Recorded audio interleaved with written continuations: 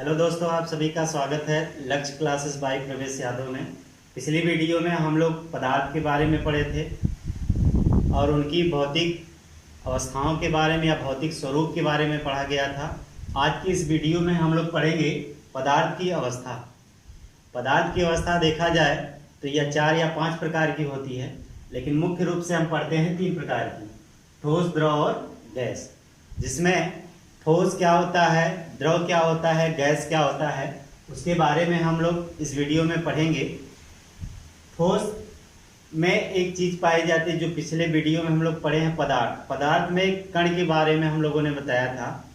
उसी प्रकार कण से ही इनकी अवस्थाएं भी निश्चित होती हैं। जैसे जो ठोस होता है उसके कण पास पास होते हैं, अर्थात इनके कण इतने पास पास होते हैं कि उनके अंदर रिक्त स्थान बहुत ही कम मात्रा में पाया जाता है। लेकिन द्रव के कण क्या होते हैं, थोड़ा दूर दूर होते हैं, और गैस के कण सबसे ज्यादा दूर दूर होते हैं। इनका आकार, अगर इनके आकार की बात की जाती है तो ठोस का आकार निश्चित होता है। जैसे ये मार्कर ही ले लीजिए, अगर इसको हम लोग ऐसे रख देते हैं तो यह इसी आकार में पड़ा रहता है। लेकिन जैसे द्रव का कोई भी पदार्थ है या द्रव है, उसे जिस बर्तन में रखा जाएगा, जिस पात्र में रखा जाता है, वह उसी का आकार ग्रहण कर लेता है।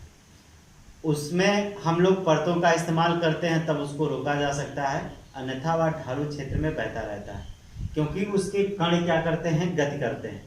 उसी प्रकार गैस के जो कण होते हैं या जो आकार होता है उनका भी अनिश्चित होता है, क्योंकि गैस के कण भी बहुत ज़्यादा गतिशील होते हैं। ये हम लोग पिछली वीडियो में पढ़े हैं कि इनमें विसरण होता है, फैलाव होता है गैसों में, इसलिए इनके आकार भी क्या होते हैं, अनिश्चित होते हैं। दूसरा इसमें दिया गया है इनका आयतन। ठोस का आयतन निश्चित होता है, द्रव का भी निश्चित होता है, लेकिन गैस का आयतन निश्चित नहीं होता है। तीसरी चीज आकर्षण बल।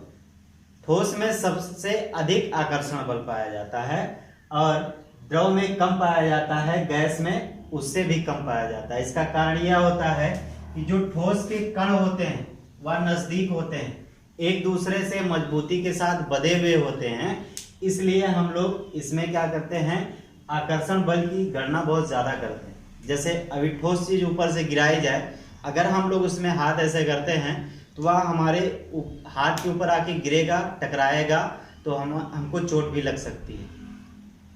लेकिन द्रव में ऊपर से अगर गिराया जाए तो उसमें हम लोग हाथ आसानी से कर सकते हैं।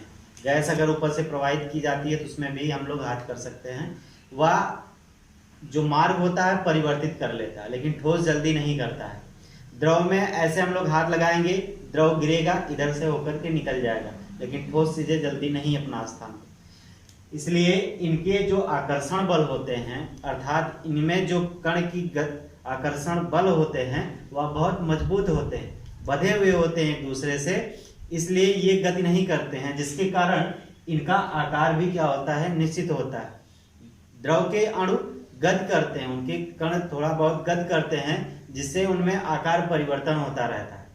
और सबसे ज्यादा कण जो है किसके गति करते हैं, गैस के। जैसे मान लेते हैं एक बाल्टी या बीकर ले लिया जाए, उसमें द्रव को भर दिया जाता है, ऐसे भर दिया जाए तो यह इनकी सतहों पर टक्कर मारता है। अगर यहां से इनके निकलने का कोई स्थान मिल जाए तो वह उसमें से निकलने लगते हैं। गैस में भी वही बात रहती है। जैसे गुब्बारा होता है, उसमें गैस को अगर भर दिया जाता है तो देखते हैं कि गुब्बारे में अगर कहीं पे भी छिद्र कर दें तो वहां से गैस निकल जाती है, या गुब्बारे में हवा भरते रहिए तो एक समय ऐसा भी आता है कि गुब्बारा फूट जाता है।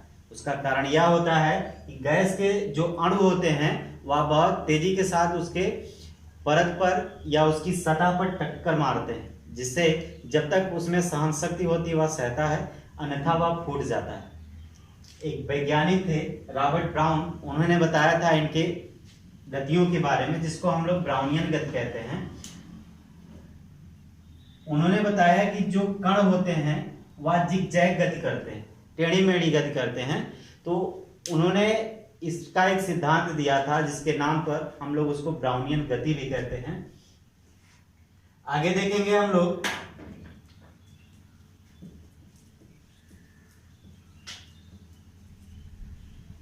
पदार्थ की अवस्था में परिवर्तन, पदार्थ की अवस्था में परिवर्तन।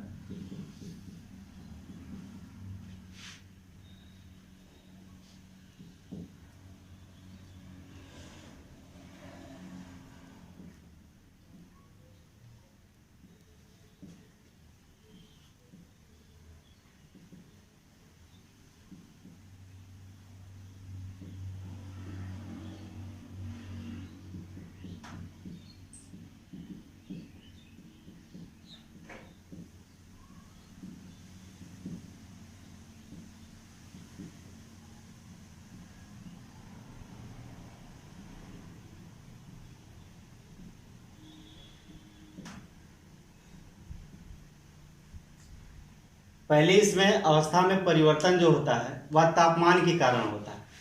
तापमान, जैसे कोई ठोस वस्तु है, मान लेते हैं बर्फ ही है, यहाँ पे बर्फ अगर रखा गया है, उसको जब हम लोग ऊष्मा प्रदान करते हैं तो उसके कण धीरे धीरे परिवर्तित होने लगते हैं या उसमें अवस्था में परिवर्तन होने लगता है द्रव की अवस्था में। जब इसमें ऊष्मा दी जाती है बर्फ में तो वह बदल जाता है जल में। पुनः हम लोग जल को गर्म करते हैं तो जल धीरे धीरे परिवर्तित होने लगता है वाष्प में। अगर बर्फ को गर्म किया जाता है, उसको ऊष्मा प्रदान की जाती है तो वह बदल जाता है जल में। पुनः जल को ऊष्मा प्रदान करने पर वह वाष्प में बदल जाता है, जो कि उसकी गैस अवस्था होती है। पुनः अगर गैस को शीतलता प्रदान की जाए, मतलब कि ऊष्मा को कम किया जाए, तो इसके कण धीरे धीरे संघनित होने लगते हैं और वह किस अवस्था में आने लगते हैं? द्रव की अवस्था में। पुनः इसको और ठंडा किया जाता है तो यह द्रव से सीधे किस में आ जाते हैं? ठोस अवस्था में। पुनः किसका निर्माण हो जाता है? बर्फ का निर्माण हो जाता है। इसमें एक संगलन होता है। संगलन मतलब होता है ठोस से द्रव। किसी पदार्थ का ठोस से द्रव में परिवर्तन होना संगलन कहलाता है। ठोस से द्रव मतलब अगर किसी पदार्थ को हम लोग गर्म करते हैं तो वह ठोस अवस्था से द्रव अवस्था में आ जाता है, तो इस क्रिया को संगलन कहा जाता है। किसी भी पदार्थ का ठोस से द्रव में बदलना ही क्या कहलाता है? संगलन कहलाता है। आगे देखिए, इसमें संगलन की एक प्रसुप्त ऊष्मा होती है। संगलन की प्रसुप्त ऊष्मा वायुमंडलीय दाब पर 1 केजी ठोस को उसके गलनांक में गर्म किया जाता है, या उसके गलनांक पर जब हम लोग ऊष्मा देते हैं तो उसका परिवर्तन धीरे धीरे द्रव में आ जाता है, तो उसे उसकी ऊष्मा को हम लोग संगलन की प्रसुप्त ऊष्मा कहते हैं। मतलब जब ठोस को गर्म किया जाता है तो वह धीरे धीरे उसमें परिवर्तन होने लगता है, वह किस में बदल जाता है? द्रव अवस्था में बदल जाता है, तो उसे हम लोग संगलन की प्रसुप्त ऊष्मा कहते हैं। आपका अगला पॉइंट दिया गया है इसमें क्वथनांक। जैसे इसमें एक और चीज होता है, ऊष्मा परिवर्तन में हम लोग केल्विन में भी ऊष्मा को मापते हैं, डिग्री सेल्सियस में भी मापते हैं। तो इसका एक सूत्र होता है K बराबर C प्लस 273। ये इसका हम लोग इस सूत्र की सहायता से केल्विन में बदल सकते हैं, डिग्री सेल्सियस में बदल सकते हैं। अगर मान लीजिए C बराबर दिया गया है 100 डिग्री सेल्सियस किसी पदार्थ का तापमान, तो K का मान अगर निकालते हैं तो 100 प्लस 273 हो जाएगा। मतलब अगर इनको जोड़ा जाता है तो आ जाएगा 373 केल्विन। इस तरीके से हम लोग परिवर्तित कर सकते हैं। अगर इसी में ये कहा जाए कि K बराबर 373 दिया गया है तो डिग्री सेल्सियस में परिवर्तित कीजिए, तो 373 बराबर हो जाएगा C प्लस 273। C बराबर 373 माइनस 273, C बराबर कितना हो जाएगा? 100 डिग्री सेल्सियस। तो ये होता है इसमें परिवर्तन का सूत्र। इस सूत्र की सहायता से हम लोग डिग्री सेल्सियस में भी बदल सकते हैं, केल्विन में भी बदल सकते हैं। आगे आपका दिया गया है क्वथनांक। किसी भी पदार्थ का क्वथनांक क्या होता है?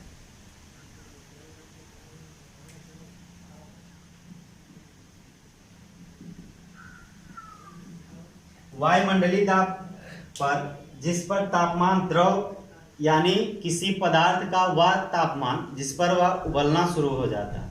जैसे जो तापमान होता है उस पर अगर कोई पदार्थ उबलने लगता है उसे उसका क्वथनांक है। जैसे जल हो गया, जल का जो क्वथनांक होता है वह 100 डिग्री सेल्सियस होता है। इस पर जल क्या होता है, उबलने लगता है।